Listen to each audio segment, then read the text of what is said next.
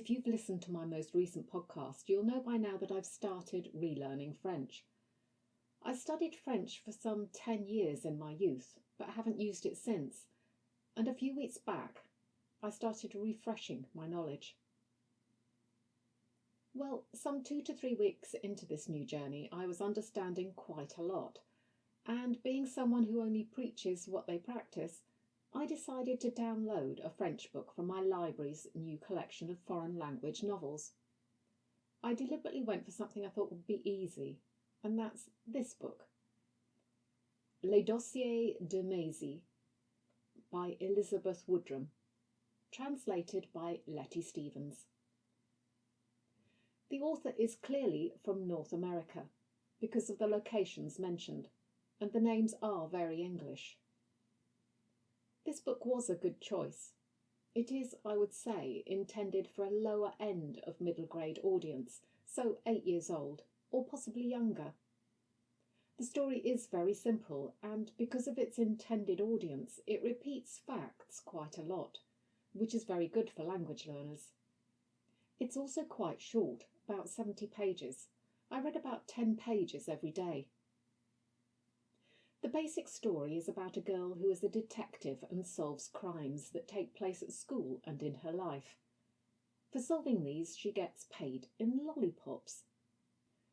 I wanted to give you a short sample of the writing so you can see if this is something you might want to try to read.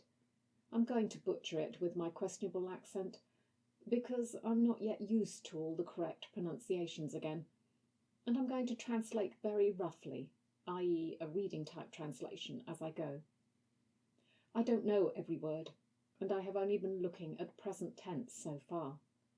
But I can recognise verbs in other tenses, and of course, there are a lot of cognates with both English and Italian, which helps.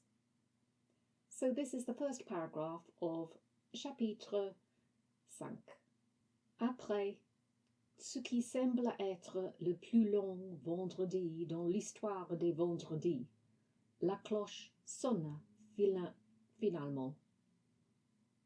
After what seems to be the longest Friday in the history of Fridays, the bell finally rang.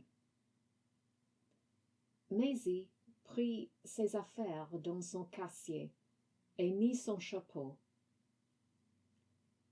Maisie put all her things into her bag, presumably a satchel, and put on her hat. Cela lui faisait toujours un peu mal au cœur de ne plus entendre le bruit de foisonnement de plastique. This always made her feel a little bad in her heart, not being able to hear the noise of the plastic. Mais elle n'avait pas le temps pour ça. Elle devait attraper James Hamill, le CM2 intelligent et sportif, afin de l'interroger. But she didn't have time for that. She had to corner James Hamill, the CM2, that's their class, intelligent and sporty person, in order to interrogate him.